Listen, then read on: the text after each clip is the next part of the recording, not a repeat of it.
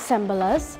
I am Kimura Reed, your presiding officer for the first ever primary plenary debate to be done nationally under the People's House. Join us at 10 a.m. on Thursday, June the 6th, 2024 at the Assembly Chamber as 18 primary schools from the east, west, and north of the island will engage in a thought-provoking debate on the impacts and effects of the SEA examination as members of the THA. My name is Lester Paul, and the reason why they should keep the SEA exam is because it's a standardized test, and the three most important things you need to know is maths, language arts, and creative writing. My name is Stando George, and I believe that they should ban SEA because of the physical and mental stress that it gives to the students. Come to the public gallery or tune in live to our Facebook and YouTube links. We've got it locked, loaded, and ready to go. Thursday, June the 6th at 10 a.m. This is certainly one for the books.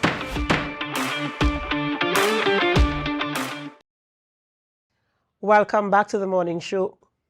Welcome back to the morning show on Tobago Updates Television. I am Adanna Combie, and of course we continue conversations this morning in studio with our next guest, Sophia Cooper, and she is the Special Programs Coordinator at the Assembly Legislature. This morning we're speaking about primary plenary debates. Good morning and welcome. Good morning. Thank you for having me. Right. Of course, you know, we just saw the ad there with our young ones from primary schools across Tobago being engaged in this very, you know, riveting conversation. In fact, a conversation that is applicable to themselves. So, of course, we're hoping that they did their research and they came with their arguments for this. But what was the idea behind hosting this event? I'm hearing it's the first of its kind on the island. So tell us, what was the idea behind it? The Assembly Legislature is on a mission to engage and educate at all levels. It means that we're not just talking to the adults who vote every 4 years to the THA elections or every 5 years to the national elections. We're even talking to the non-voters, those who don't vote in the elections. The idea is for everyone to understand how they can participate in their democracy. And that means reaching out to the very young and the senior among us. So primary plenary, yes, it's the first and definitely it won't be the last. We're reaching out to members of the community to come in. So we've had the Tobago Day debate with high schoolers and senior citizens, and now it's time for those at the primary school level. Absolutely awesome. And of course, as you mentioned, educating. So now they know the roles and the functions of all the members, and they've become affiliated with the terms that are used in the House. So that is really, really good. And I like the skit that they did there for the entry of this interview. I'm actually seeing that the young people, the youths, the children, as a matter of fact, they are so engaged to the point that they feel, you know, connected to the cause. I'm really, really happy to see that, and congratulations, of course, to Assembly Legislature for doing this. And the topic, of course, is SEA. So tell us why this topic was selected. We wanted to ensure that there was something in the research that would be applicable to their age group. So when we talk about engage and educate, it can't be something that they can't comprehend or connect with. So yes, there's research, there's critical thinking, there's presentation styles, and of course, learning parliamentary procedures. And we want to ensure that they understand the different arms of government. So, you know, people immediately, you recognize Prime Minister, you recognize the Chief Secretary. Those are the executive arms of government. So when we start talking about the Assembly Legislature and the impact it has on our democracy, then we start to go into a conversation that sometimes people are not too familiar with. And it's essential because without the Assembly Legislature, there will be no THA. So we want to ensure that young people understand that there is a process where you have to decide how to contribute to your own environment and decision making. And in order to get them to do that, we've decided that it must be a kind of immersive experience, not just coming into a room and listening to somebody talk, but actually doing it as if they are the assemblymen and the councillors. That's right, that's right. And of course, in terms of preparing them, I mean, they must get some type of support from you. And I saw members of your staff there, of course, helping them and supporting them along. What has the response been from these little ones? How have they been able to absorb the information and even apply it to when they're preparing, because they're in preparation mode now? How have they been able to apply the information you've been giving them in the preparation process? The response has been incredible. So we have about 41 primary schools in Tobago, and there will be 18 of them represented at this first debate. So we do intend to give the other schools an opportunity to have their turn at the mic, so to speak. So we had a caravan going from school to school, introducing democracy and parliamentary procedures such like standing orders and understanding what it means to have a debate. So from the caravan, we see the interest from the schools, the students, teachers, and then we moved into the training phase. And that's what you saw there. You saw the young people going into the chamber and sitting in the seats that, if you were elected or selected, those are the seats you would be sitting in. And then, of course, the final phase would be the debate, where they exercise those presentation techniques that they've learned during the training, the research, critical thinking, being able to understand other people's arguments and come to a consensus, right? That's an important skill. You could disagree, but still be okay. That's right. Coexist, yes. Exactly. So even when you talk about things like conflict resolution and critical thinking, consensus building, those are the things that we train them in addition to parliamentary procedures and the standing orders that we use at the Assembly Legislature for our regular plenary sittings. Awesome. And when is this event taking place? It's this Thursday, the 6th of June. It starts at 10. And of course, there is a public gallery where members of the public can come in and see the debate live. We have extra seats that we've provided right on the outside. And we stream everything live. So part of our mandate is to ensure that all our sittings are made available to the public. So they're streamed live on social media and people can engage on Facebook and YouTube. It's going to be incredible. Absolutely. Even I am excited about this, and I really would love to see them in real time. Exactly. Because I know they might be nervous, but based on what I saw in terms of that video that we played there, I can't see any nerves. What I can see is our children really proud of themselves, really engaging in the material that you gave them in terms of how to prepare, understanding. Our presiding officer there, she's taking her position there, and that's what I'm seeing there. And we come out. Support our young people, because at the end of the day, what they really want is our support and our endorsement. So this is an invitation to all and sundry to come out and to give support. Look at them there.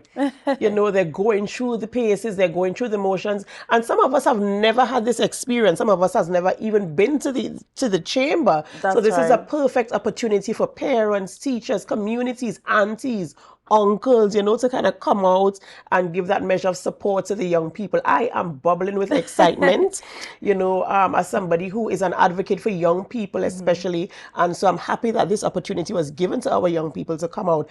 In this experience, preparing them and, giving them the information, what has been the most outstanding or remarkable experience you've had? Connecting with the topic is essential. And these are young people who just went through SEA. So they know the struggle, right? They could articulate what they felt and what they experienced. And it's a topic that's relevant to us. If you're a parent or an auntie or an uncle, right? Everybody on the edge of their seats waiting to hear what the results are going to be. So I think more than anything else is choosing a topic that they can connect with. Going through the training that we offer in parliamentary procedures, critical thinking, and presentation styles. And then coming out on the other end of that, understanding what it means to participate in your own democracy. What would be really, really remarkable, as you said, coming out of it, seeing how the debate ends. That would be really, really remarkable to see how they respond to which direction we're going to go into, in terms of that. Is there going to be a second part of it, or how is it going to roll out? We intended to include all primary schools. So yes, there is going to be an additional part of this process. But the motion also calls for an action. So when we talk about a call to action, right, that means that at the end of the debate, there is supposed to be something that is going to be done. So we're hoping that the powers that be and the adults among us would listen carefully to what the young people have to say, and that will then filter into discussions about what may or may not be changes that would be good for the process. So yes, research is part of it, and we want young people to come out, as I said, after the debate, feeling proud about themselves and understanding that, yes, you could speak up and you could be part of the conversation. And sometimes, as children, they kind of like, oh, you're supposed to be quiet and sit in your corner and just do your homework. No, we want more than that for our young people in Tobago. We want this space as a space that they will protect.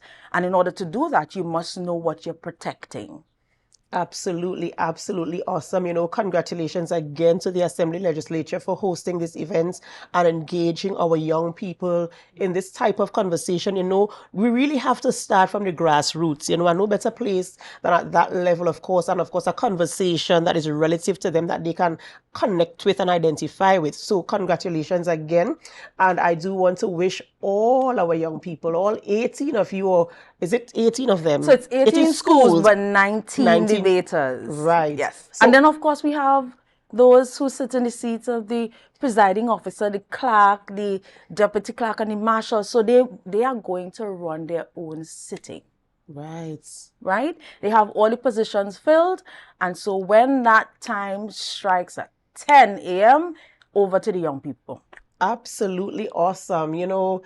This is groundbreaking events here, and I really, really, really wish you all the best. And I am going to make myself present because I want to see this debate. I want to see them get into action, and I really am happy that they're getting this opportunity. Congratulations to all the parents, all the teachers who have assisted, all the students who have cheered on their classmates, all of you for doing the research. Congratulations to you and all the very best. Come Thursday morning, 10 a.m., as Sophia said, as they're handing over to you, the very best to you. You can do this. You've got this. You did the work. So it's over to you at 10 a.m. Well done. Thank you so much, Sophia. Is there anything in closing you'd like to share with our public again? I want to say a big thank you to the schools, the teachers who supported this process.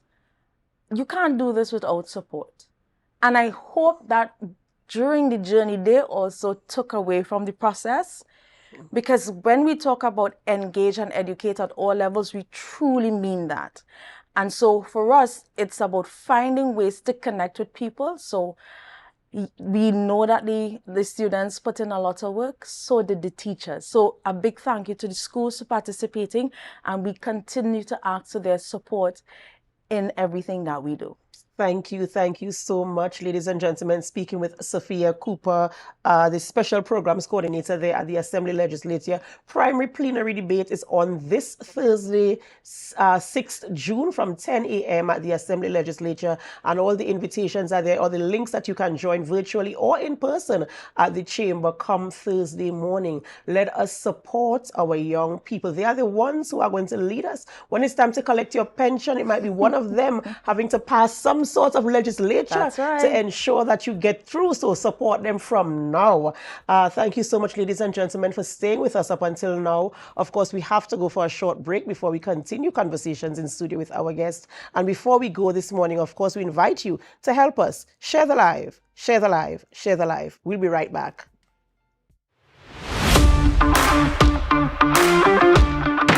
Hey, assemblers!